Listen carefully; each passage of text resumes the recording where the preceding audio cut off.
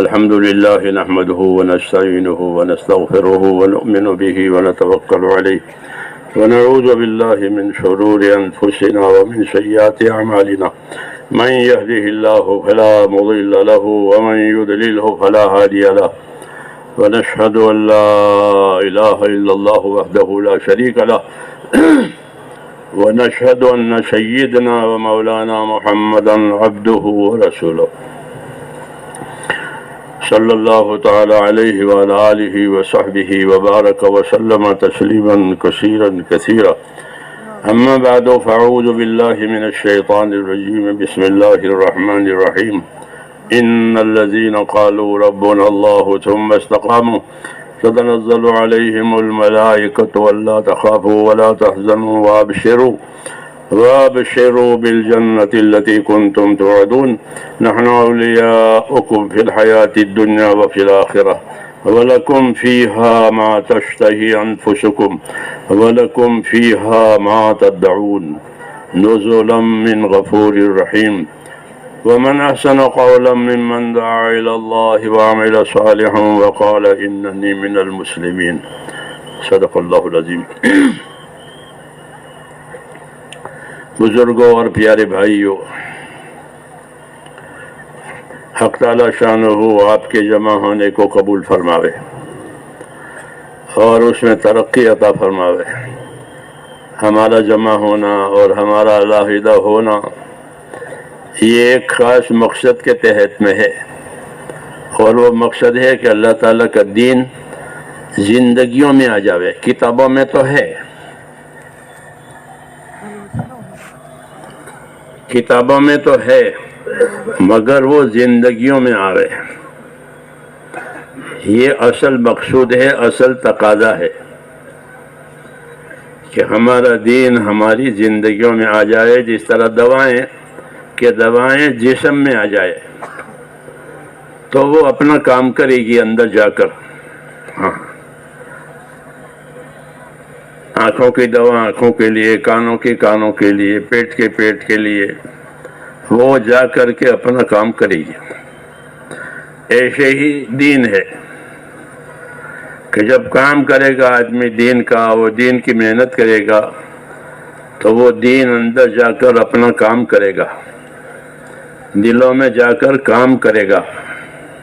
یہ کیا کام کرے گا کہ ایک تو اندر اللہ تعالیٰ کا یقین پیدا کرے گا۔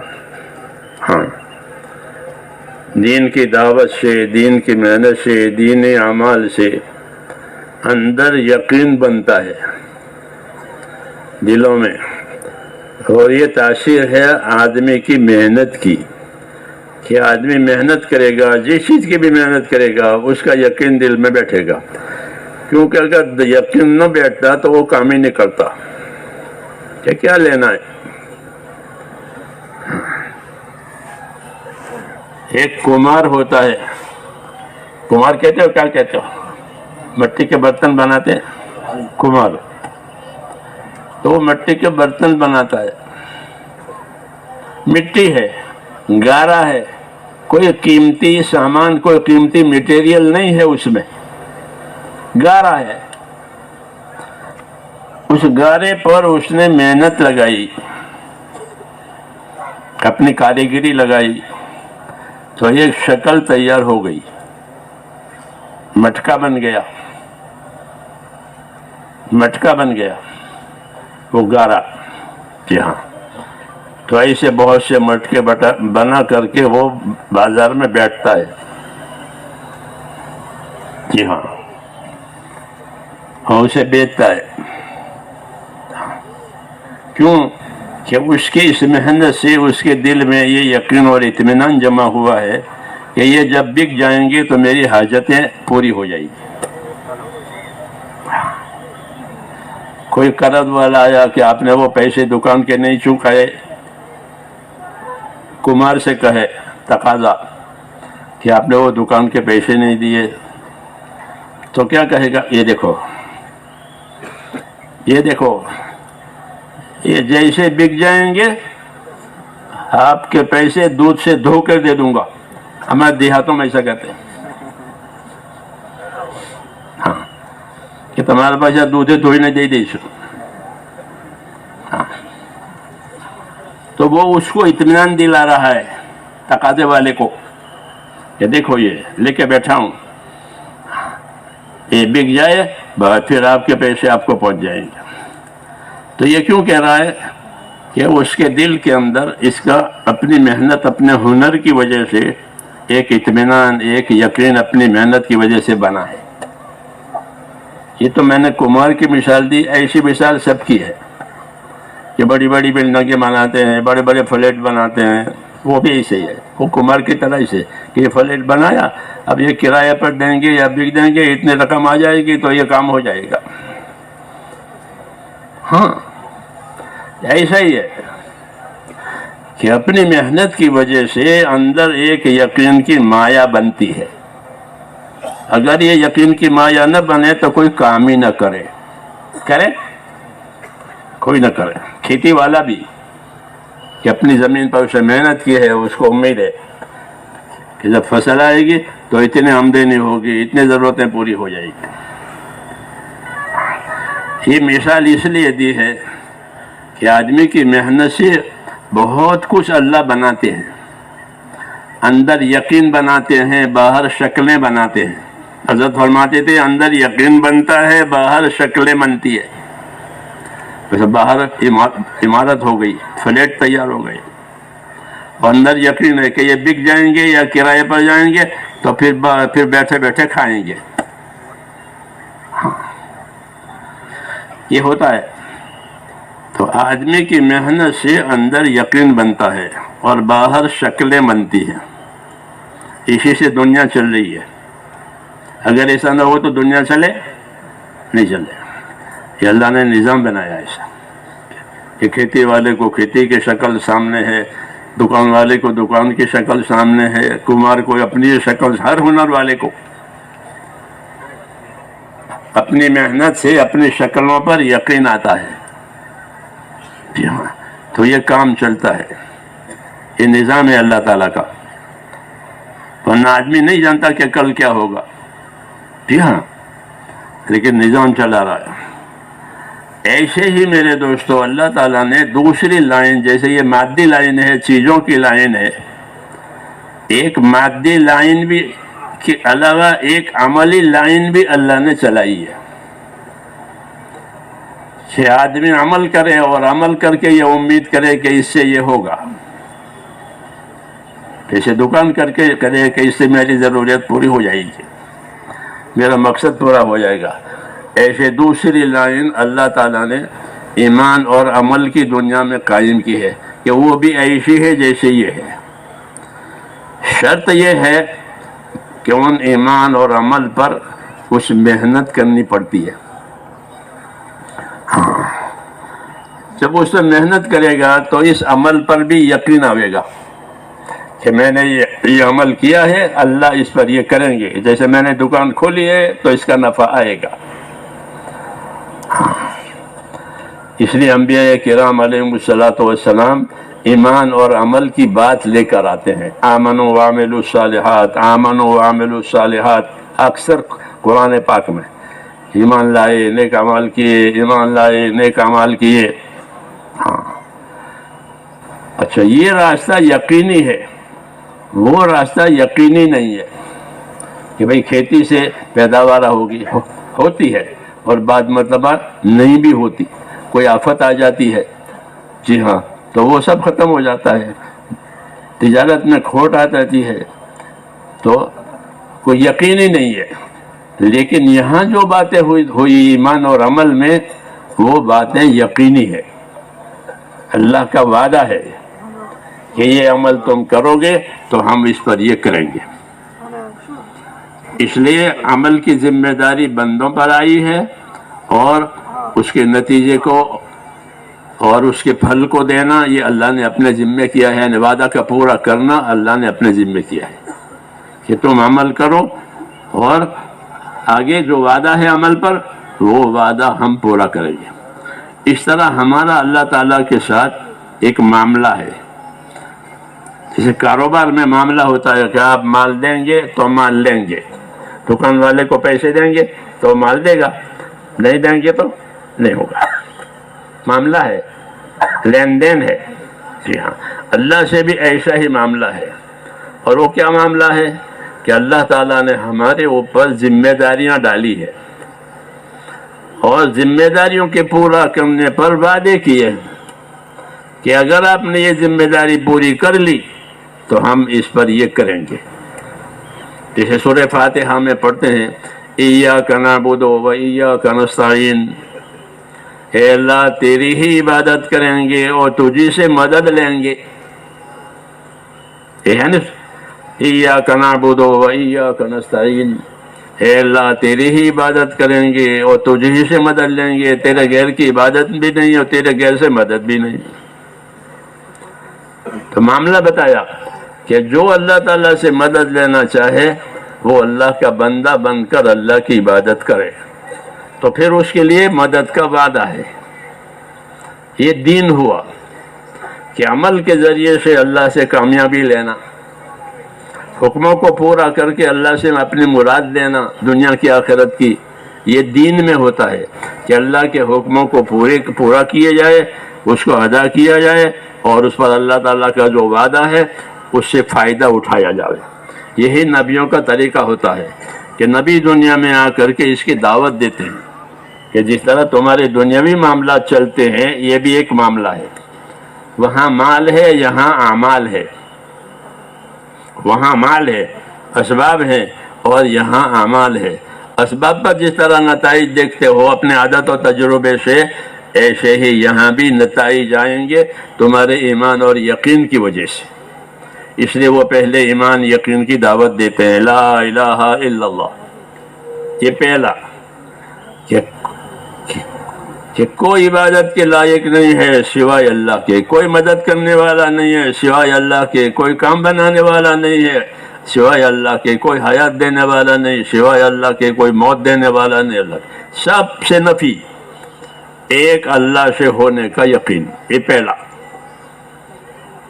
پہلا اس کو ایمان اور یقین کہتے ہیں. یہ سب سے بڑی بنیاد ہے دنیا اور آخرت کی خیر حاصل کرنے کے لیے، کہ ایمان ہو گیا کہ دنیا آخرت کی خیر حاصل ہو گئی. ایمان کی وجہ سے دنیا کا بقا ہے، ایمان کی وجہ سے اس دنیا کا بقا ہے. کہ وہ کیسے؟ کہ ایمان کی وجہ سے بقا ایسا ہے کہ ایک آدمی بھی روئے زمین پر اللہ اللہ کرنے والا رہے گا تو قیامت نہیں آئے گی.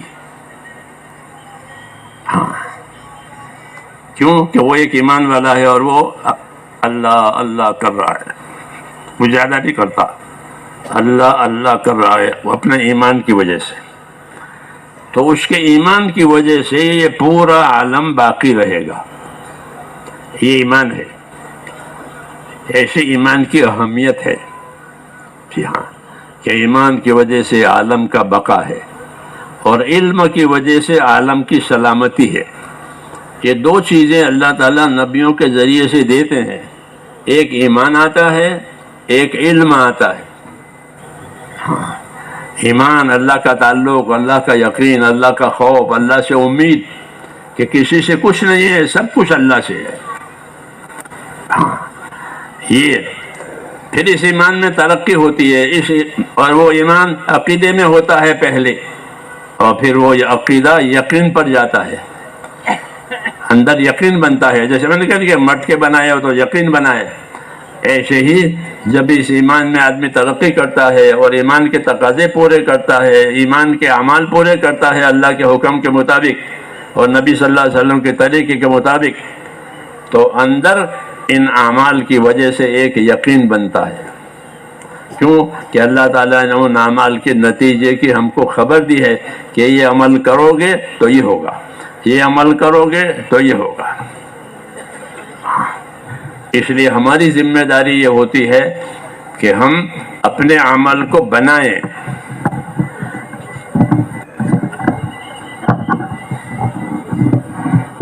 عمل بنانے کی ذمہ داری ہماری ہے، عمل کرنے کی بھی ذمہ داری ہماری ہے. کہ عمل بنانے کے لیے کہ ایک تو ایمان اور یقین چاہیے، اس لیے کہ کافر کے عمل کا کوئی اعتبار نہیں ہے. جی ہاں، ایمان شرط ہے، اللہ پر ایمان شرط ہے عمل کے صحیح ہونے کے لیے، عمل کے قبول ہونے کے لیے۔ پھر اس عمل کے لیے علم شرط ہے کہ اس عمل کا جو صحیح طریقہ ہے اس کا علم ہمارے پاس ہو، پھر ہماری نیت صحیح ہو۔ جب یہ چیزیں ہو جائے گی تو وہ عمل صحیح ہوگا۔ پھر اس عمل کی جو مقدار اللہ چاہتے ہیں وہ مقدار پوری ہو جائے گی تو اللہ کا وعدہ پورا ہوگا۔ یہ ترتیب ہے، یہ نہیں کہ ایک دن کام کیا اور انتظار کرے مدد کا، کیسا نہیں ہے۔ کوئی بھی چیز ایسی نہیں ہے کہ آج ہی شادی کی اور آج ہی بیٹا ہو گیا، ایسا ہوتا ہے؟ اور آج ہی بویائی کی اور آج ہی کٹائی بھی ہو گئی، ایسا نہیں ہوتا۔ کل شیء عندہ بمقدار، ہاں کہ ہر چیز اللہ کے ہاں ایک مقدار کے ساتھ ہے کہ جب اتنا ہو جائے گا تب ہم کریں گے۔ ہاں، اس لیے نبی آ کر کے یہ عمل کا راستہ کھولتے ہیں۔ ہاں، دنیا والوں کے پاس اپنے راستے ہوتے ہیں، مثلا تاجروں کے پاس تجارت کا راستہ ہوتا ہے، حاکموں کے پاس حکومت کا راستہ ہوتا ہے، زمینداروں کے پاس زمینداری کا راستہ ہوتا ہے، مزدوروں کے پاس مزدوری کا راستہ ہوتا ہے۔ یہ چار شعبے ہیں، یہ چار شعبے ہیں۔ یہ شعبے معیشت کے کہلاتے ہیں، معیشت کے شعبے۔ معیشت کے معنی زندگی گزارنے کے لیے، حکومت زندگی گزارنے کے لیے، کھیتی زندگی گزارنے کے لیے، تجارت کس کے لیے؟ زندگی گزارنے کے لیے، اور مزدوری کس کے لیے؟ وہ بھی نہ گزار۔ یہ معیشت کے شعبے کہلاتے ہیں کہ اس کے ذریعے سے تمہارا گزارا ہوگا، یہ گزارے کے شعبے ہیں۔ موت تک اس کا تعلق ہے، موت پر یہ سب ختم، حاکم کی حکومت، تاجر کی تجارت، مزدور کی مزدوری، زمیندار کی زمینداری ختم۔ جو چیز آنکھوں سے نظر آتی ہے آنکھیں بند ہونے پر اس کا سلسلہ ختم ہو جاتا ہے۔ جو چیز، اس کو مشاہدہ کہتے ہیں کہ جو چیز تمہاری آنکھوں سے نظر آئے گی جب موت والے انسان کی آنکھیں بند ہو جائے گی تو اس کا سلسلہ بھی ختم ہو جائے گا۔ اب دوسری دنیا شروع ہوگی،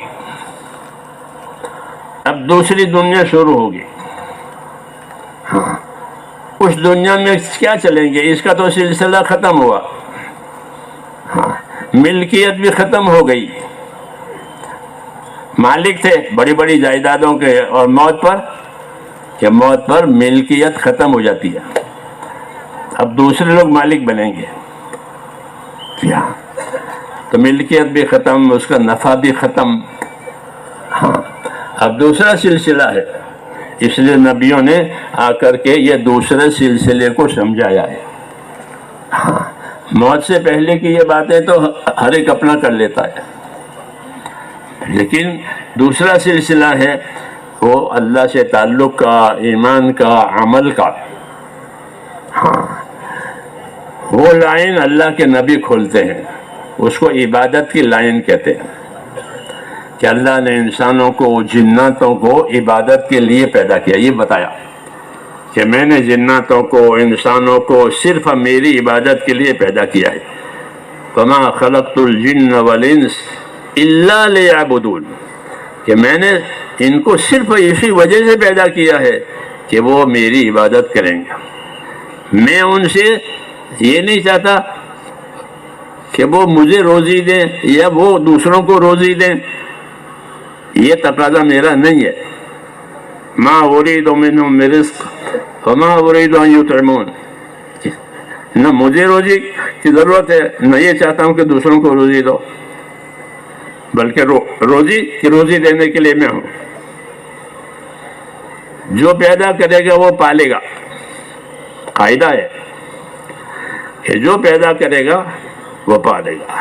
ہاں، جو کھیتی بوئے گا وہ اپنی کھیتی کو پانی دے گا۔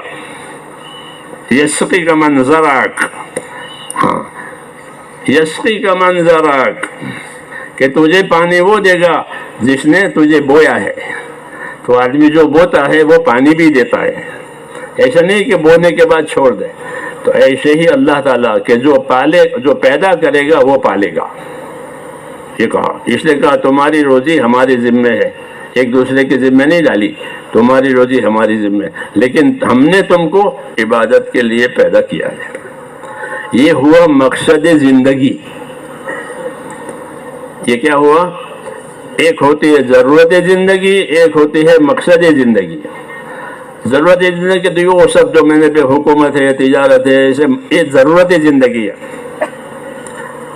اور مقصد زندگی کیا ہے؟ کہ مقصد زندگی یہ ہے کہ اللہ کی عبادت کے لیے ہم کو زندگی دی ہے، یہ اس کو مقصد کہتے ہیں۔ اس لیے مقصد فوت نہیں ہونا چاہیے۔ ضرورتیں آگے پیچھے ہو سکتی ہے، لیکن مقصد فوت نہ ہو۔ مقصد فوت ہو گیا تو مقصد فوت تو وہ ہلاک ہو گیا۔ ایک آدمی حج کو جاوے اور راستے میں اتنا لیٹ ہو گیا کہ حج فوت ہو گیا۔ کیا فوت ہو گیا؟ حج کا وقت نکل گیا۔ تو کیا ہوا کہ نامراد ہوا۔ اب اس کا جانا آنا مکہ مدینے کیونکہ مقصد پر نہیں رہا۔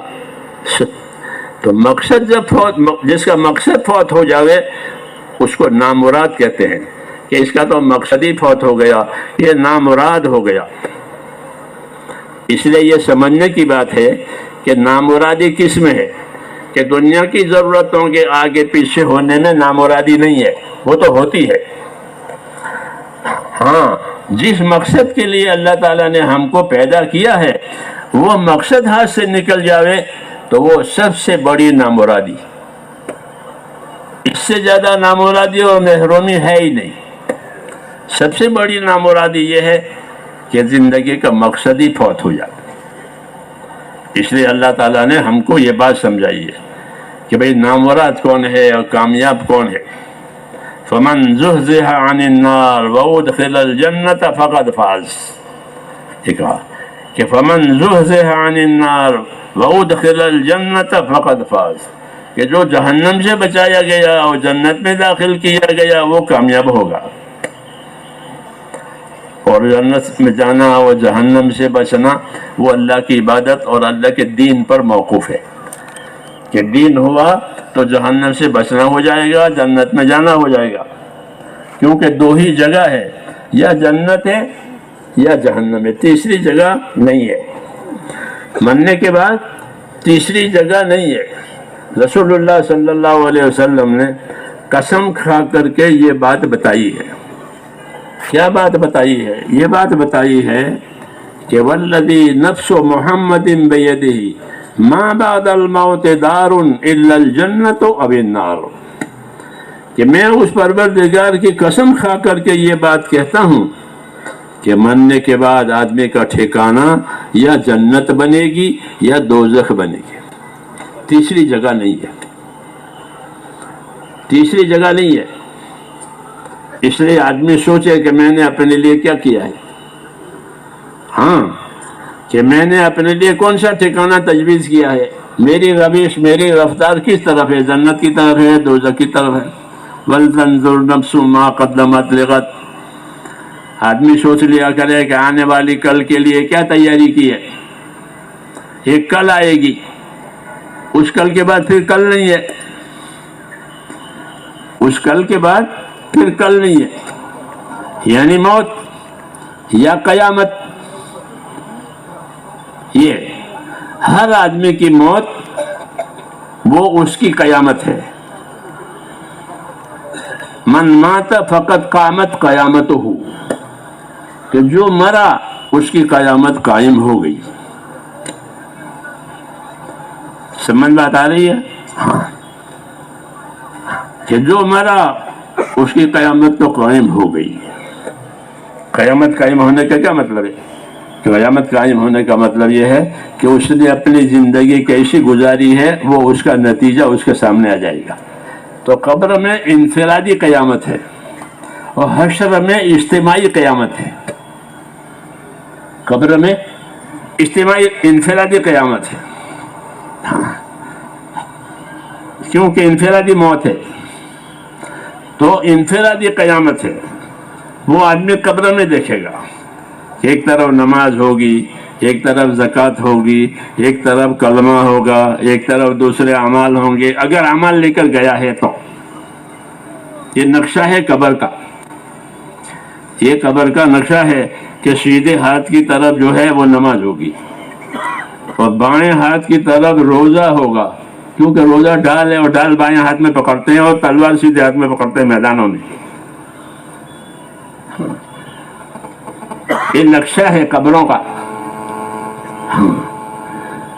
یہ روزہ ہے، نماز ہے، اور کلمہ، یہ کلمہ تو سرتاج ہے، وہ سر کی طرف وہ سب سے بڑی چیز ہے. وہ سب سے بڑی چیز ہے کلمہ اور ایمان، وہ سب سے بڑی چیز ہے. کیونکہ کلمے کے ساتھ اٹھے گا اپنی قبر سے. اپنی قبر سے کیسا اٹھے گا؟ کلمے کے ساتھ اٹھے گا، اگر کلمے کے ساتھ گیا ہے. ایک دفعہ حضور صلی اللہ علیہ وسلم پریشان تھے تو جبریل آئے کہ کیا بات ہے، آپ پریشان ہیں، آپ غمزدہ ہیں؟ کہ ہاں. یہ کس بات پر؟ کہ مجھ کو میری امت کا غم ہے کہ ان کا کیا ہوگا. تو وہ آپ کو لے کر کے قبرستان میں گئے اور ایک قبر پر پیر مارا. ایک آدمی اٹھا اندر سے کالے چہرے والا، ہائے ہائے کرتا ہوا، واہ ویلا کرتا ہوا. پھر اسے کہا تو لوٹ جاؤ، وہ لوٹ گیا. پھر دوسری قبر پر پیر مارا. پھر ایک آدمی اٹھا روشن چہرے والا، لا الہ الا کہتا اٹھا.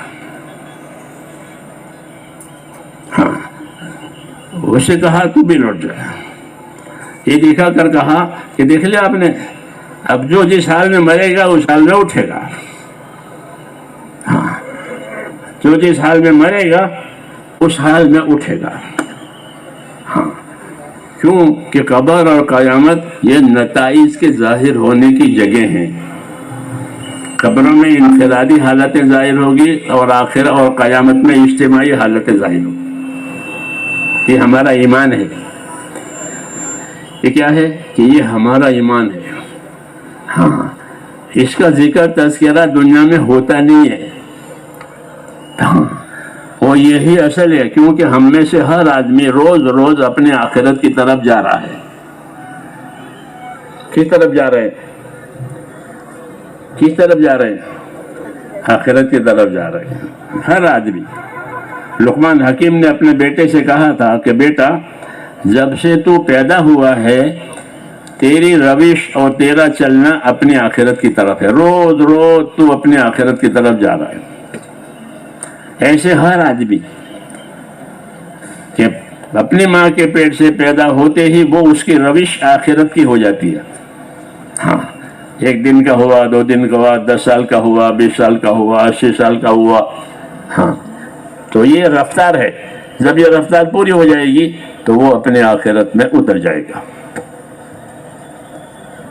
ایمان باللہ والیوم الآخر، اللہ پر ایمان لانا کہ جو کچھ ہوگا اللہ سے ہوگا، جو کرے گا اللہ کرے گا. اور دوسرا ایمان کہ آخرت پر ایمان لاؤ. یہ بنیاد ہے. جن چیزوں پر ہم ایمان لاتے ہیں ان میں یہ بنیاد ہے کہ ایمان باللہ والیوم الآخر مسلمانوں کا عقیدہ ہے کہ مرنے کے بعد دوبارہ زندہ ہونا ہے اور اپنی زندگی کا سارا نقشہ سامنے آنے والا ہے. ہاں، یہ ہم کو بتایا گیا اور یہ بتا کر کے یہ بھی فرمایا گیا کہ الکیس من دان نفسہ وعمل لما بعد الموت. الکیس من دان نفسہ وعمل لما بعد الموت. حدیث پاک ہے کہ باہوش آدمی وہ ہے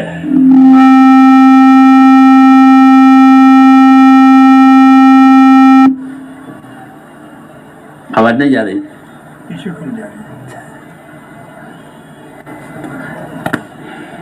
کیا کہہ رہا تھا؟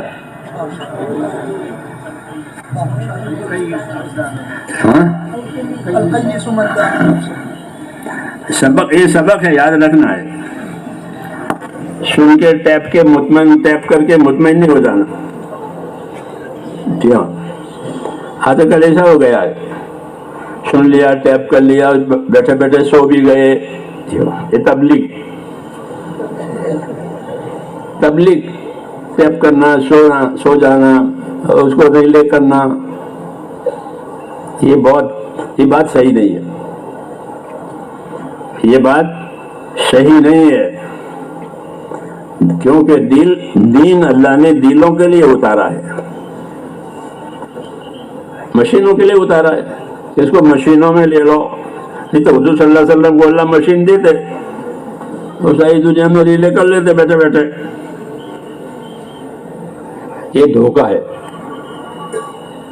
یہ کیا ہے؟ یہ دھوکہ ہے، رواج ہے، اس سے کوئی کام نہیں بنتا۔ ہاں، دلوں کے لیے اللہ نے دین اتارا ہے، مشینوں کے لیے نہیں اتارا۔ اس لیے اپنے دلوں میں دین آوے، یہ اصل ہے۔ تو حضور صلی اللہ علیہ وسلم فرمایا الکیس من دان نفسہ، کہ باہوش سمجھدار آدمی وہ ہے کہ جو اپنی ذات پر قابو کرے۔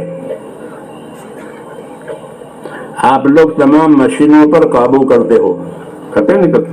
گاڑی فاسٹ کرنی ہے، سلو کرنی ہے، بند کرنی ہے، تو کون کرتے ہو؟ ابھی لوگ تو کرتے ہو، کرتے نہیں کرتے؟ ہاں، کہ کوئی بوتل ہے بند کرنی ہے، کھولنی ہے، دروازہ بند کرنا ہے، کھولنا ہے، تو یہ کام آپ کرتے ہو، یعنی انسان کرتا ہے۔ تو اب یہاں رہبری ہے کہ جس طرح دوسری چیزوں کو کھولتے ہو، بند کرتے ہو، اپنے قابو میں رکھتے ہو، اس طرح اپنی ذات کو بھی قابو میں رکھو۔ یہ کہا کہ الکیس من دان نفسہ وعمل لما بعد الموت، کہ باہوش آدمی وہ ہے جو اپنی ذات پر قابو کرے، جیسے باقی چیزوں پر قابو کرتے ہیں، اپنی ذات پر قابو کرے۔ کہ اپنی ذات پر قابو کرنے کا کیا مطلب ہے؟ گونگا بہرا ہو جاوے کہ نہ، اپنی ذات پر قابو کرنے کا مطلب یہ نہیں ہے، بلکہ یوں فرمایا وَعَمِلَ لِمَا بَعْدَ الْمَوْتِ، اپنی ذات پر قابو کرنے کا مطلب یہ ہے کہ چونکہ ایک دن مرنا ہے اور مرنے کے بعد ساری چیزیں سامنے آنے والی ہیں، اس لیے وہ موت کے بعد جو عمل کام میں آوے اس کو آج کرے، یہ قابو کرنے کا مطلب ہے۔ وہ کام نہ کرے جس کا کوئی فائدہ ہی نہیں ہے،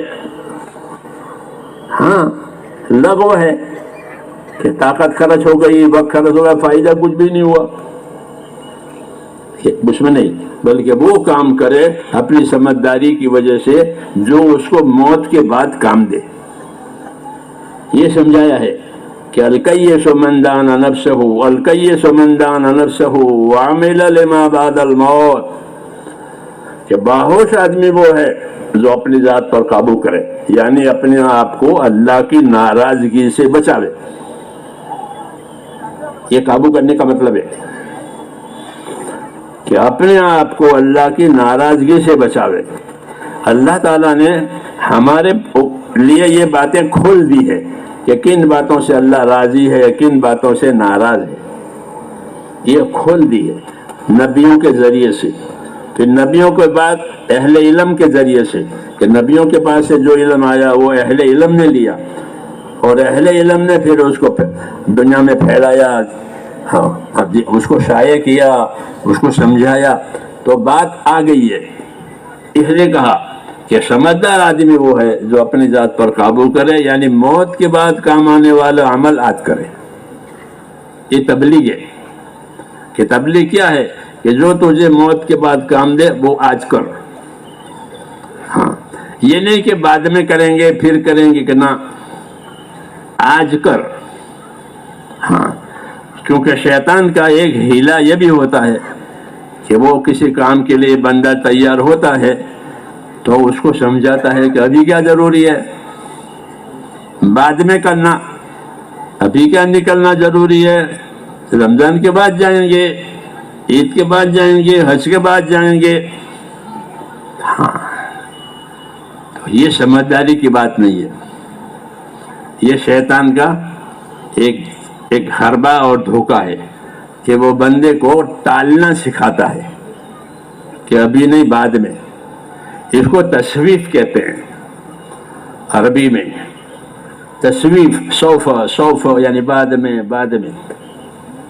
تو یہ منع ہے، یہ منع ہے۔ تو پھر کیا حکم ہے کہ جو کام موت کے بعد، جو عمل موت کے بعد کام آنے والا ہے اس پر سبقت کرو، یہ ہوگا. ہاں سبقت کرو، جلدی کرو، آگے بڑھو، یہ کہا ہے. یہ نہیں بعد میں کریں گے، کہ بعد میں نہیں، سابقو جلدی آگے بڑھو، سارعو جلدی کرو، یہ حکم ہے. موت کے بعد جو عمل کام آنے والے ہیں ان کے لیے یہ حکم ہے. ہاں کہ دوسرے وقت پر ٹالنا کہ نہیں، اگر دوسرے وقت پر ٹالا تو وہ ٹل گیا، وہ ٹل گیا.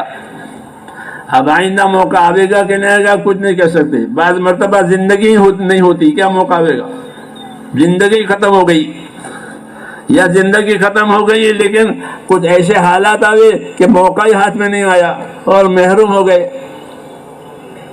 اس لیے حکم ہے کہ موت کے بعد جو عمل کام آنے والا ہے کہ اس کے لیے ٹالنے کی بات نہ کرو. اس کو تصویب کہتے ہیں کہ آج نہیں کل، آج نہیں کرنا، جلدی کرو. تو اس لیے کہ الکیس من دان نفسہ وعمل لما بعد الموت. باہوش آدمی وہ ہے جو اپنی ذات پر قابو کرے، اپنے آپ کو ناراضگی، خدا کی ناراضگی سے بچاوے، اور موت کے بعد کام دینے والا عمل آج کرے. یہ سمجھداری کی بات ہے. اور نادانی کی بات کیا ہے کہ نادان کون ہے؟ کہ نادان وہ ہے کہ اپنے نفس کو سمجھاوے، اپنے نفس کو سمجھاوے کہ ہاں ابھی نہیں، ابھی بعد میں کریں گے، اور نفس کی تابعداری کرے. حکم کی تابعداری نہ کرے، نفس کی تابعداری کرے. ہاں اور اللہ پر امید بھی باندھے کہ اللہ بڑا بیڑا پار کرنے والا ہے، اللہ رؤوف الرحیم ہے، غفور الرحیم ہے، کہ یہ بات نہیں ہے. حضور صلی اللہ علیہ وسلم نے فرمایا کہ جو چیز تیرے نفع کی سامنے آوے تو اس میں حرص کر. اللہ بتائیں گے نفع کی چیز، رسول بتائیں گے نفع کی چیز، کامیابی کی چیز.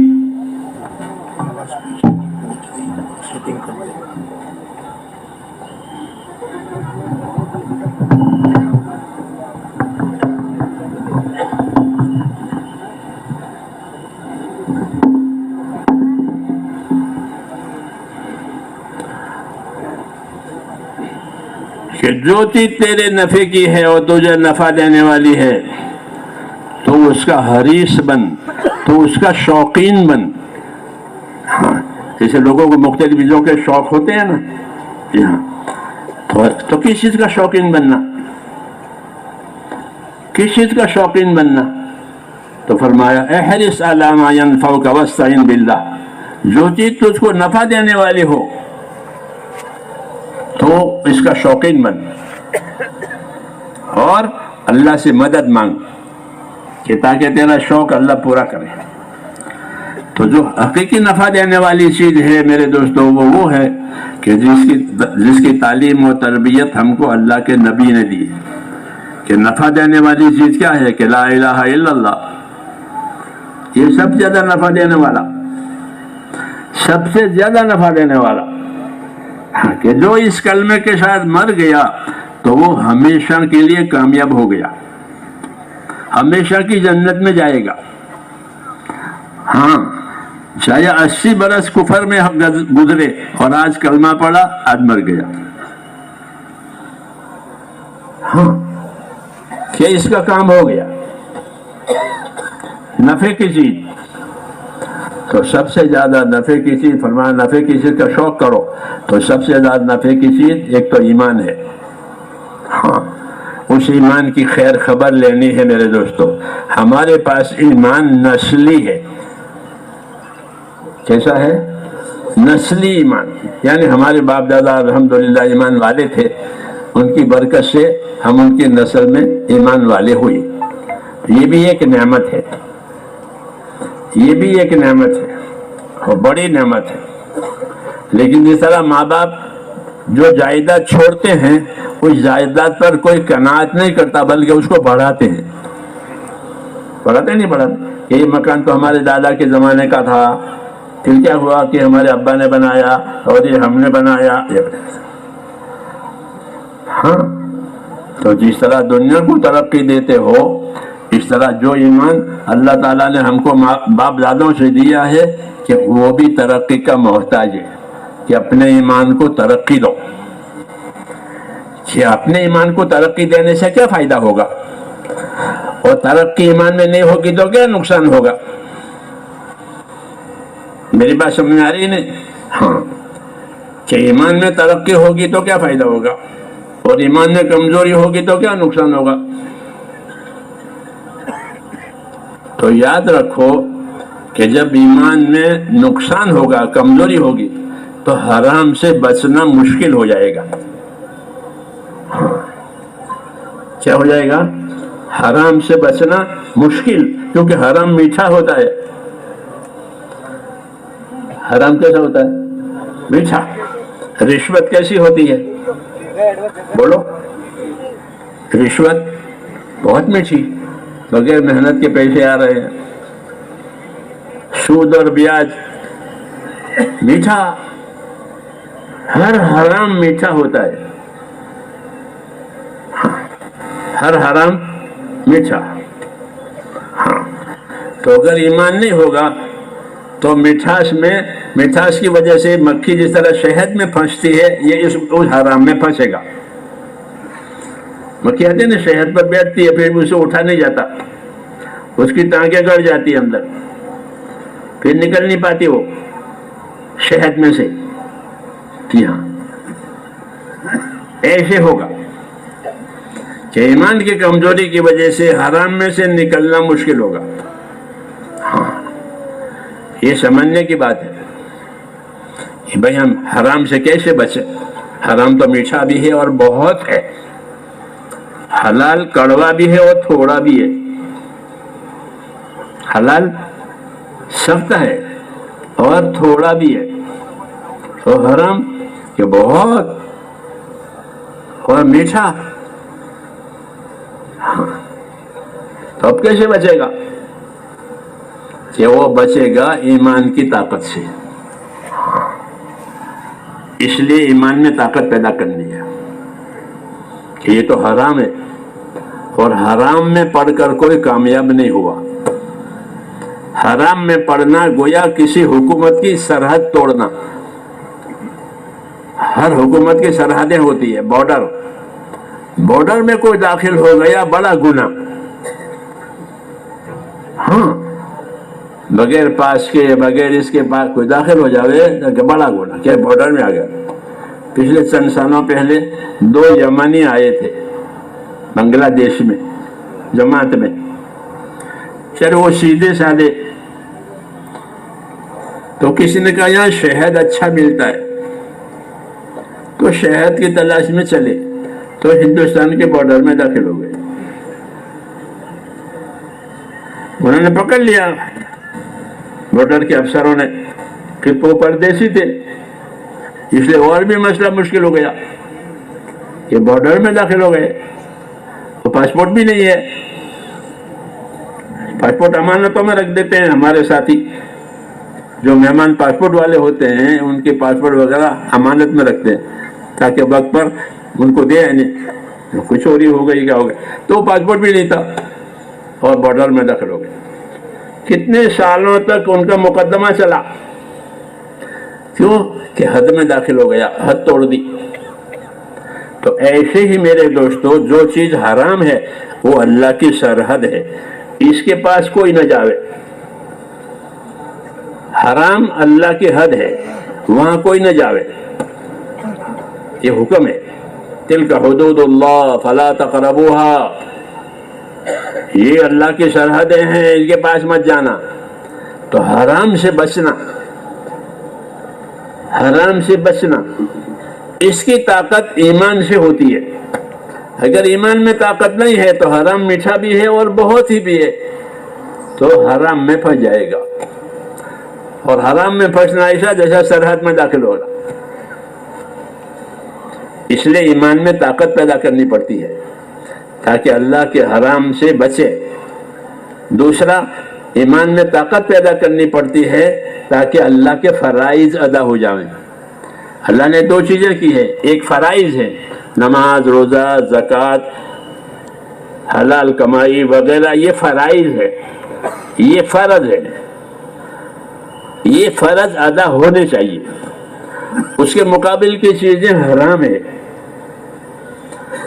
تو حرام سے بچنا چاہیے، ان چیزوں کو ادا کرنا چاہیے، ان سے بچنا چاہیے. تو بچنے کی طاقت بھی چاہیے اور فرائض کو ادا کرنے کی طاقت بھی چاہیے. ہاں، اور آدمی کمزور ہے، اس کا نفس ہے وہ برائیوں کی طرف لے جاتا ہے. ان النفس لامارۃ بالسوء، نفس کہاں لے جائے گا کہ برائیوں کی طرف لے جائے گا. اس لیے اس کو اپنے اندر ایمانی قوت پیدا کرنی پڑتی ہے کہ اپنے دل میں اللہ کا اتنا ڈر پیدا کرے کہ جو اس کو حرام سے بچاوے. ہاں، اتنا ڈر پیدا کرے کہ فرائض فوت نہ ہو. نماز کے وقت میں نماز پڑھے، زکوٰۃ واجب ہے تو پائی پائی کی زکوٰۃ دے، روزہ آیا ہے تو روزے ادا کرے، حج آیا ہے تو حج ادا کرے، حلال کھاوے، حرام سے بچے. یہ سب فرائض ہے. ان فرائض کو ادا کرنے کے لیے ایمانی طاقت چاہیے. سمجھ میں آئی نا بات؟ اللہ نے ایمان دیا ہے کہ فرائض ادا کرنے سے یہ ہوگا، اور فرائض چھوڑ کر حرام میں پڑنے سے یہ ہوگا. کہ فرائض ادا کرنے سے کیا ہوگا؟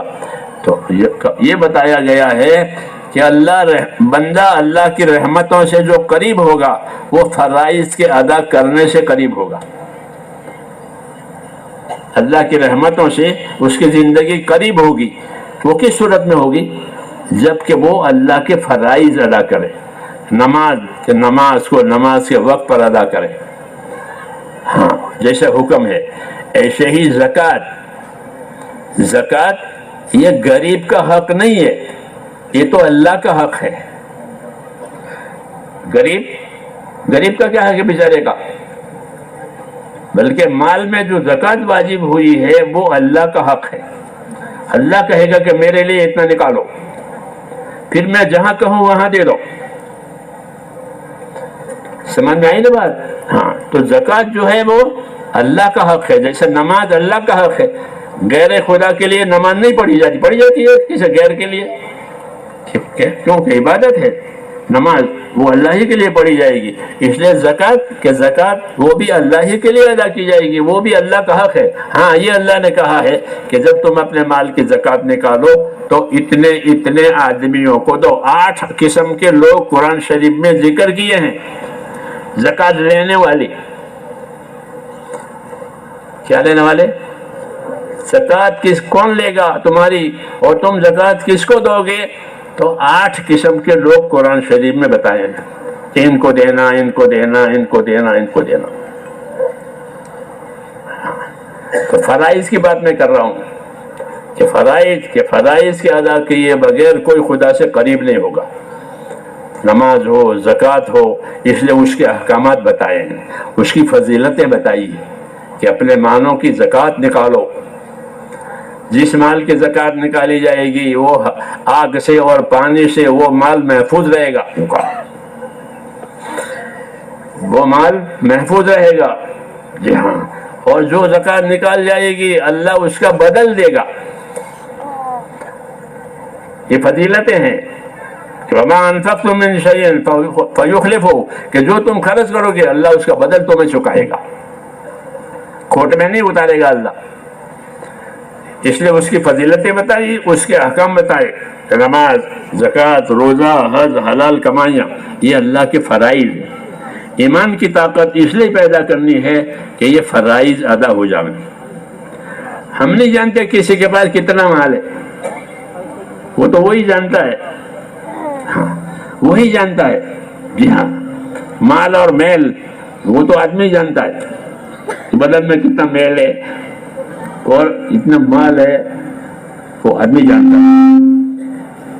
اس لیے حکم دیا ہے کہ مال ہے تو اپنی زکوٰۃ ادا کرو. مولانا الیاس صاحب رحمۃ اللہ علیہ فرماتے تھے کہ میں چاہتا ہوں کہ ہمارا ہر ساتھی اپنے مال میں سے پائی کی زکوٰۃ ادا کرے، اور زکوٰۃ کو غریبوں کی ضرورت نہ سمجھے، اپنی ضرورت سمجھے. زکوٰۃ غریب کی ضرورت نہیں ہے، تیری ضرورت ہے. جی ہاں، تو اپنے لیے دے گا ان کے لیے نہیں، ان کا تو پروردگار ہے، اللہ ان کو روزی دے گا. ہاں تمہاری زکوٰۃ پر غریب کی زندگی نہیں ہے، اللہ اس کو پالے گا، لیکن زکوٰۃ کیا ہے. تو اس لیے میرے دوستو ایمان کی طاقت اس لیے پیدا کرنی ہے کہ جو اللہ کے فرائض ہیں وہ ادا ہو جائیں. ہاں دوسرا کہ ایمان کی طاقت اس لیے پیدا کرنی ہے کہ جو چیزیں اللہ نے حرام کی ہے اس سے اپنے آپ کو بچا سکے. اگر ایمان میں طاقت نہیں ہے تو حرام میں پھنس جائے گا. اس لیے عائشہ صدیقہ فرماتی تھی کہ اللہ تعالیٰ نے حرام چیزیں ایک دم حرام کر کے منع نہیں کیا. سمجھ میں آئی نا بات؟ لوگ شراب پیتے رہے، شراب پی کے نماز میں بھی آتے تھے، شراب پی کر نماز میں آتے تھے، اور ان کو کہا تھا کہ تم نشے میں ہو تو نماز میں مت آؤ. لا تقربوا الصلاۃ وانتم سکارا، نشے میں ہو تو نماز میں مت آؤ. یہ نہیں کہا کہ مت پیو، کیوں کہ ابھی ان کے اندر حرام سے بچنے کی طاقت پیدا نہیں ہوئی ہے. ایسے ہمارا حال ہے کہ حرام سے بچنے کی ہمارے اندر طاقت نہیں ہے، فرائض کو صحیح ادا کرنے کی طاقت نہیں ہے. بہت کم مسلمان ہوں گے کہ جو نماز اپنی زکوٰۃ صحیح دیتے ہوں گے پائی کی. اس طرح نمازیں بھی کہ نمازیں صحیح پڑھنے والے بہت تھوڑے. جی ہاں، حالانکہ وہ فرض ہے لیکن اپنے ایمان کی کمزوری کی وجہ سے اس کی طرف اہمیت نہیں ہے. اس لیے ایمان میں قوت قرار دے جائے تاکہ اپنی نمازیں بھی صحیح کرے، اپنے زکاتیں بھی صحیح دے، اپنے فرائض ادا کرے، حرام سے بچنے کی طاقت آئے کہ یہ نجات کا ذریعہ ہے. اس لیے یہ محنت دی گئی ہے، دین بھی دیا ہے اور دین کی محنت دی گئی ہے کہ جب دین کی محنت ہوگی تو حرام سے بچنے کی طاقت آئے گی. ہمارا ایک ساتھی تھا ادھر سہارنپور کی طرف کا، اس کا سودی کاروبار تھا، سود کا لین دین تھا. پھر اس کو اللہ نے اس راستے میں لگایا. تو جب آدمی اس راستے میں چلتا ہے، محنت میں چلتا ہے، تو اس راستے کی ایک تاثیر ہے کہ اس کے دل میں کوئی احساس اور شعور اللہ پیدا کرتے ہیں. خاص کر کوئی آدمی کسی گناہ میں ہوتا ہے اور اس راستے میں چلتا ہے تو چونکہ یہ راستہ نورانی راستہ ہے، وہ اندر نور بنتا ہے، اس لیے دل میں نور پیدا ہوتا ہے. تو پھر دل میں وہ گناہ جس میں وہ پھنسا ہوا ہے وہ کھٹکتا ہے اندر کہ میں تو یہ گناہ کرتا ہوں اور یہاں یہ کام ہے، یہ اندر کھٹک پیدا ہوتی ہے. گناہ کی علامت ہے یہ. گناہ کی کیا نشانی ہے؟ کہ گناہ کی نشانی یہ ہے کہ تیرے دل میں کھٹک پیدا کرے، تیرے دل میں چھپے. جس طرح پھانس چھپتی ہے اس طرح دل میں گناہ چھپتے ہیں. پھر آدمی بے چین ہو جاتا ہے کہ میں یہ گناہ ہے، میرا یہ گناہ ہے، میرا یہ گناہ ہے، میرا یہ گناہ ہے.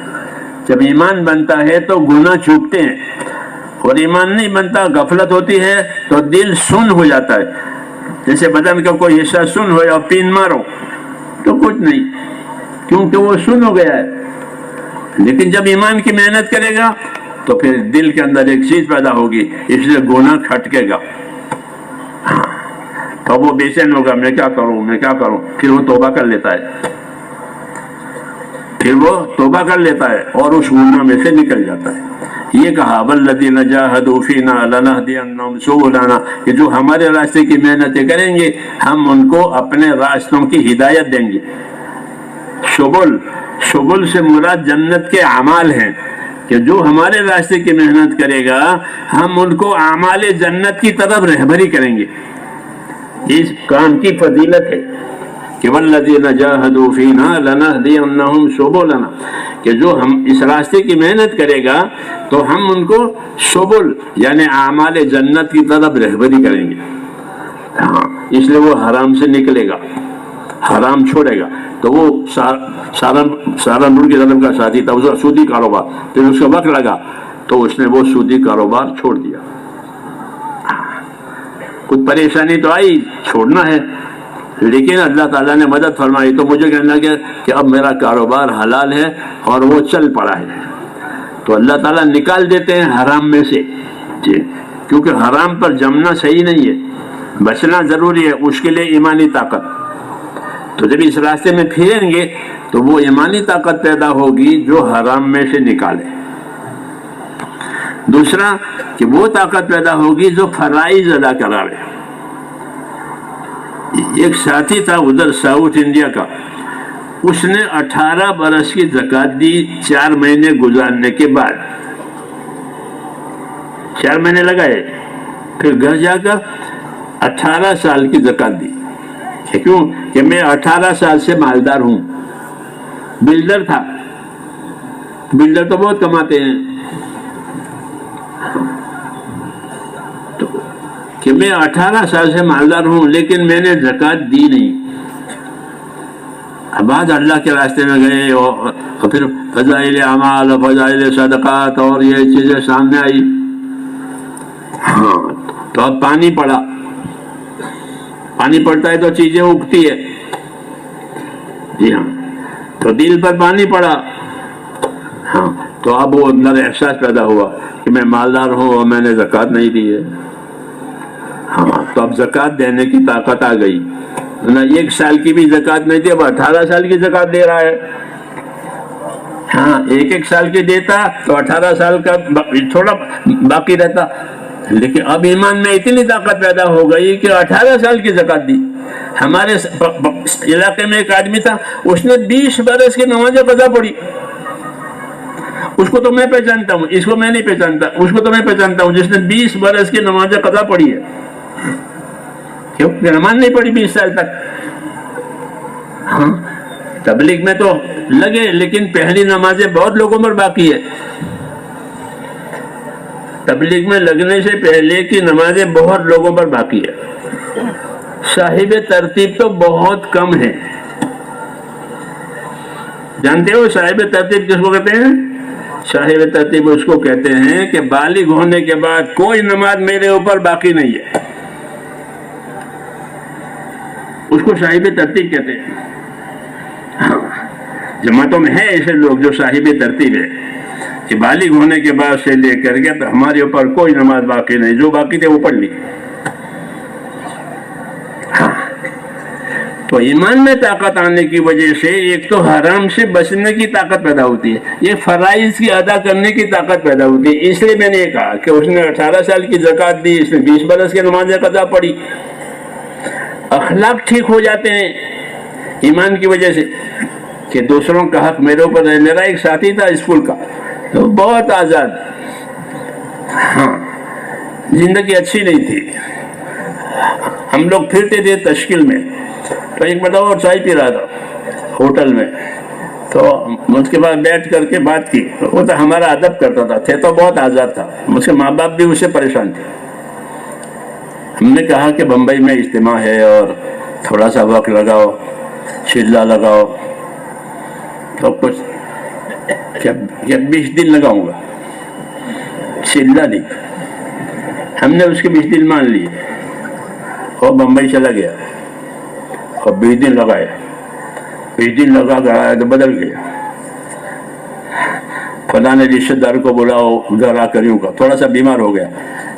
بیماری میں کہ فلاں کو بلاؤ فلاں، تو گھر والے پریشان نہیں کہ ان کو کیا ضرورت ہے بلانے کی، کہ میں ان کے پاس معافی مانگوں گا، میں نے ان کو ستایا ہے، میں نے ان کے ساتھ زیادتی کی ہے. تو جن جن لوگوں کے ساتھ زیادتی کی تھی وہ چپ رہی ہے، چھپ رہی ہے اندر. تو اب بے چین ہے کہ ان کو بلاؤ تاکہ میں معافی مانگوں کہ اللہ کے واسطے مجھے معاف کر دو. یہ تو تبلیغ کا یہ اثر ہے دعوت کا کہ آدمی کا رجوع اللہ کی طرف ہو جاتا ہے. پھر اللہ اس کو گناہوں میں سے نکالتے ہیں. دوسروں کا حق ہوتا ہے تو معافی کی توفیق دیتے ہیں. پھر اپنا ہوتا ہے تو چھوٹی ہوئی نمازیں پڑھے گا، باقی زکاتیں ادا کرے گا، ہاں روزے ادا کرے گا. کہ روزے نہیں رہتے. ہم امریکہ میں ہم تھے، اب بات لمبی ہو جائے گی. امریکہ میں ہماری جماعت 30 سال کی، تو یونیورسٹیوں میں 70,000 عرب نوجوان پڑھتے تھے. 70,000. تو ان میں کام ہوا، ان میں بات چیت ہوئی، وہ مائل ہوئے. پھر جب ہم سال پورا کر کے ہندوستان میں واپس آئے تو وہ بھی آئے جماعت میں وقت لگانے کے لیے. انہوں نے یہاں پہ وقت لگایا، گرمی کا زمانہ تھا جب وہ آئے تو، اور رمضان گرمی میں تھا، تو وقت انہوں نے لگایا، تو ہم سے کہنے لگے کہ ہمارے تو روزے باقی ہیں، کیونکہ وہ رمضان میں انہوں نے وقت لگایا تھا کہ ہم تو پہلے رمضان جو ہے وہ تو روزے رکھے ہی نہیں ہیں، یونیورسٹیوں میں پڑھ رہے تھے، تو کہاں کے روزے، تو ہم تو روزے رکھنا چاہتے ہیں اب جماعتوں میں، تو اس لیے ہم روزے رکھیں گے، رمضان تو ختم ہو گیا۔ اب ان کو اپنے روزوں کی فکر ہو گئی، ہاں پہلے فکر نہیں ہوئی اس لیے اس کو ضائع کیا رمضان کو، اب فکر ہو گئی۔ یہ لَنَهْدِيَنَّهُمْ سُبُلَنَا جو اللہ نے کہا تھا کہ ہم ان کو اپنے اعمال کی طرف رہبری کریں گے، جنت کے اعمالوں کی طرف، یہ تو کہ ہم تو روزے کی قضا رکھنا چاہتے ہیں۔ اب وہ وقت بھی لگا رہے ہیں، اور مئی جون کا مہینہ تھا اس سال، ہم نے ان کو مشورہ دیا کہ روزے کی قضا تو ضروری ہے، وہ تو کرنی پڑے گی، جی ہاں، لیکن ابھی موقع نہیں ہے کیونکہ تم جماعت میں چلو، ہمارا ملک گرم ہے، اس لیے جب واپس جاؤ تب اپنے روزے کی قضا کرنا۔ یہ مثال ہے میرے دوستوں کہ جب یہ کام ہوتا ہے اور دلوں پر پانی پڑتا ہے تو فرائض کی فکر پیدا ہو جاتی ہے، حرام سے بچنے کی فکر پیدا ہو جاتی ہے، ہاں خالی نکلنا مقصود نہیں ہے، ہاں بلکہ جب نکلے گا اور صحیح نکلے گا تو جس طرح دواؤں میں تاثیر ہوتی ہے اس طرح اس عمل میں تاثیر ہے۔ دوا میں تاثیر ہوتی ہے نا، آنکھ کی دوا آنکھ کو ٹھیک کرتی ہے، کان کی دوا کان کو ٹھیک کرتی ہے، یہ زندگی کو ٹھیک کرنے کی دوا ہے کہ یہ عمل کہ زندگی کو ٹھیک کرے گا۔ والذین جاہدوا فینا لنہدینہم سبلنا کہ یہ عمل زندگی کو ٹھیک کرے گا، خالی آنکھ کان کو نہیں، یعنی ایمان میں یقین آئے گا، ایمان میں خدا کا خوف آئے گا، اور اعمال کا شوق پیدا ہوگا، حرام سے بچنے کی طاقت پیدا ہوگی، دوسروں کے حقوق کی فکر پیدا ہوگی۔ کسی کا حق دبایا ہے تو وہ چھپے گا اس کو کہ فلانے کا میں نے دبایا ہے، ہاں جب پانی پڑے گا تو اندر چھپتا ہے گناہ، تو کہ میں نے فلانے کا حق دبایا ہے، تو وہ اس کا حق بھی نہیں دے گا، اس میں طاقت آ جاتی ہے۔ اس لیے میرے دوستوں اپنے ایمانوں میں طاقت پیدا کرنے کی ضرورت ہے۔ بے شک ہم ایمان والے ہیں، اس میں کوئی شک نہیں ہے، اللہ کی توفیق ہے، لیکن اس پر قناعت نہیں کرنی ہے کہ ہم تو ہیں ہی۔ ایسے جماعت والے بھی یہ سمجھے کہ ہم تو ہیں تبلیغ میں، کہ یہ بھی غلط ہے کہ تبلیغ میں ہے، لیکن تبلیغ سے کیا تقاضا ہے اور تبلیغ سے کیا چاہا جاتا ہے؟ خالی خروج چاہا جاتا ہے کہ بھائی نکل گئے، کہ نکلنا کافی ہے۔ مولانا انعام حسن صاحب فرماتے تھے کہ نکلنا یہ تو ایک نمبر ہوا، باقی 5 کہاں گئے؟ ہاں کہ باقی 5 کہاں گئے؟ 6واں نمبر نکلنا، تو باقی 5 کا کیا ہوا؟ وہ تبلیغ تو 6 نمبروں کا نام ہے۔ ایمان میں یقین آوے، عبادت کا شوق پیدا ہو جاوے۔ کیا پیدا ہو جاوے؟ ابھی عبادتوں کا شوق نہیں پیدا ہوا ہے ہمارے اندر، کہیں تبلیغ میں ہے، عبادت کا شوق نہیں ہے، عبادت بوجھ ہے، اس لیے تنہائیاں فضولیات میں جاتی ہے۔ تنہائیاں اجتماع میں تو کر لیے اجتماعی بچے، لیکن تنہائیاں فضولیات میں ہے۔ یہ علامت ہے کہ عبادت کا شوق پیدا نہیں ہوا۔ صحابہ میں جس طرح اور چیزیں پیدا ہوئی تھی، عبادت کا شوق پیدا ہو گیا تھا۔ ہاں عبادت کا شوق، آخرت کا خوف، یہ 2 چیزیں لازم ہے کہ تبلیغ کی وجہ سے اور دعوت کی محنت کی وجہ سے امت میں یہ 2 چیزیں آنی چاہیے۔ اپنے آخرت کا خوف کہ مجھے آخرت میں کیا ہوگا۔ مولانا یوسف صاحب فرماتے تھے کہ ہر صحابی دنیا سے روتا ہوا گیا، یہ کہتے تھے کہ ہر صحابی دنیا سے کیسا گیا؟ کیوں؟ گناہ کیے تھے، گناہ کیے تھے کہ نہ گناہ نہیں، آخرت کا خوف ہے، پتہ نہیں آخرت میں کیا ہوگا۔ آدمی سمجھے کچھ اور نکلے کچھ، وَبَدَا لَهُم مِّنَ اللَّهِ مَا لَمْ يَكُونُوا يَحْتَسِبُونَ کہ ان کے لیے وہ باتیں ظاہر ہوئی، وہ امور ظاہر ہوئی جو ان کا خیال بھی نہیں تھا۔ اس لیے ایک بزرگ فرماتے تھے کہ میں تو اس آیت سے ڈرتا ہوں کہ وَبَدَا لَهُم مِّنَ اللَّهِ مَا لَمْ يَكُونُوا يَحْتَسِبُونَ کہ ان کے لیے وہ بات ظاہر ہوئی جو گمان میں نہیں تھا. سمجھتے تھے کہ ہم تو اچھے ہیں اور وہاں جا کے کوئی دوسرا نکلا آخرت میں، پھر کوئی علاج بھی نہیں ہے. ہاں اس لیے اس کام کی تاثیر ہے کہ اس کام میں پھریں، اللہ کے راستے میں پھریں تاکہ آخرت کا خوف آوے، آخرت کا خوف آوے، عبادت کا شوق آوے. کتنی باتیں ہوئی؟ دو. آخرت کا خوف آوے، عبادت کا شوق آوے. صحابہ میں عبادت کا شوق تھا.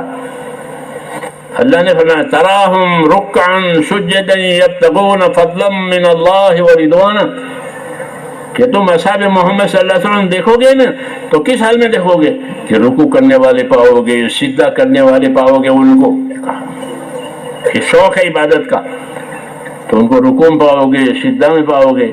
اللہ کا فضل اور اس کے مہربانی کے طلبگار پاؤ گے ان کو. ہاں کہ بھئی یہ کام ہے کہ اس کام نے کیا اثر کیا. کوئی چیز ہوتی ہے تو کیا شوق پیدا، موبائلوں کا لوگوں کو شوق پیدا ہو گیا، پاگل ہو گئے، موبائلوں کے پیچھے پاگل ہو گئے لوگ. ہاں ایسا شوق پیدا ہو گیا. یہ مثال ہے. تو ان کو عبادتوں کا شوق پیدا ہوتا. تراہم رکعا سجدا، کہ اصحاب محمد کو دیکھو گے صلی اللہ علیہ وسلم تو رکوع کرنے والوں میں پاؤ گے، سجدہ کرنے والوں میں پاؤ گے. کیونکہ حالت بتائی، حال ہے. اور اللہ کا فضل اور مہربانی کے طلبگار پاؤ گے ان کو. تو ان میں عبادت کا شوق پیدا ہوا، آخرت کا خوف پیدا ہوا. یہ اصل چیزیں ہیں کہ بھئی دعوت اور تبلیغ جو نبیوں کا کام روزانہ کہتے ہیں کہ اس کام سے کیا پیدا ہوگا، کہ یہ پیدا ہوگا کہ آخرت کا خوف پیدا ہوگا. ہر آدمی اپنے آخرت بنانے کی فکر میں لگے گا. تو مل گیا نہیں. حضرت جی فرماتے تھے کہ ہر صحابی دنیا سے روتا ہوا گیا. تو کیوں روتا ہوا گیا؟ کچھ کالے کام کیے تھے؟ کہ نہ، کالے کام نہیں کیے تھے. اللہ کا خوف ہے، کام کی وجہ سے ڈر پیدا ہوا. آخرت ہے، اللہ ہے، کیا جواب دیں گے. ہاں کہ یہ پیدا ہونا چاہیے. یہ اس کی تاثیر ہے کام کی کہ اس سے آخرت کا خوف پیدا ہوتا ہے. تو پھر آدمی سیدھا ہو جاتا ہے اپنے آخرت بننے کے، کیونکہ موت کا تو کوئی بھروسہ نہیں کب آوے. اس لیے وہ سیدھا ہو جاتا ہے. ایک کام کا اثر ہے.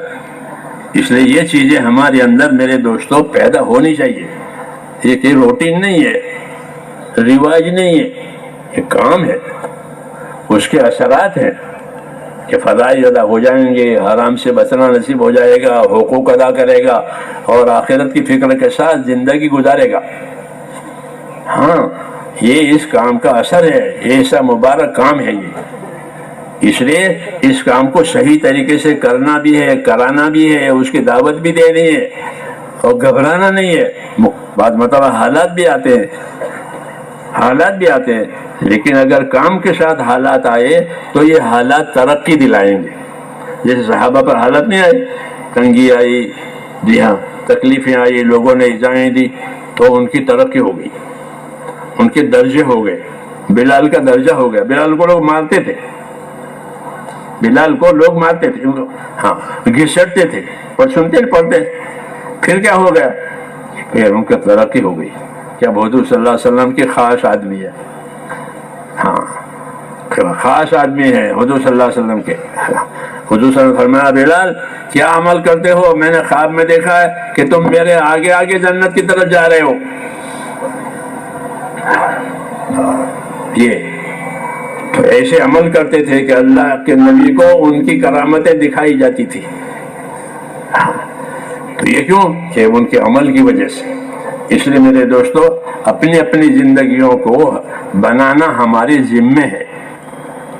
ایک کہ اپنی زندگی بناؤ. گزرنا ہمارا وہ تو گزرے گی. سورج نکلے گا، ڈوبے گا، پہلا مہینہ، دوسرا مہینہ، 2000 وہ تو گزرے گا، وہ تو ہمارے قابو میں نہیں ہے. لیکن زندگی کو بنانا یہ ہمارے قبضے کی بات ہے کہ اپنی زندگی کو بناؤ، ایمان والی، اعمال والی، اخلاق والی، اخلاص والی. یہ مطلب بنانے کا ہے. یہ مطلب ہے بنانے کا کہ زندگی ایمان والی، اعمال والی، اخلاق والی، اخلاص والی، اللہ سے تعلق والی. کہ کوئی مسئلہ پیش آئے کہ اللہ سے مانگیں گے. اللہ سے مانگیں گے.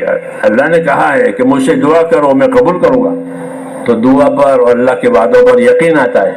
کوئی مسئلہ آیا کہ اللہ سے مانگیں گے, 10 دفعہ مانگیں گے, 1 دفعہ نہیں 10 دفعہ مانگیں, اللہ نے وعدہ کیا ہے. تو اس طریقے سے ایمان میں ترقی ہوتی ہے تو دلوں میں اطمینان آتا ہے کہ ہاں یہ کام کا فائدہ ہے. دوسرا کہ جب عمومی حالت ہماری سدھر جاتی ہے تو ہمارے عمومی حالات بھی اچھے ہو جاتے ہیں. عمومی حالتیں ہماری اچھی ہو گئی تو ہمارے عمومی حالات بھی اچھے ہو جائیں گے. اللہ نے حالات کے بننے کا تعلق بھی دین سے رکھا ہے کہ مسلمانوں میں عام دینداری آ گئی تو ان کی عام حالت ٹھیک ہو جائے گی. ہاں, اور اگر یہ بات نہیں ہے کہ عام کہ دین اطمینان کے اعتبار سے کمی کوتاہی ہے تو پھر عمومی حالات بھی بگڑتے ہیں.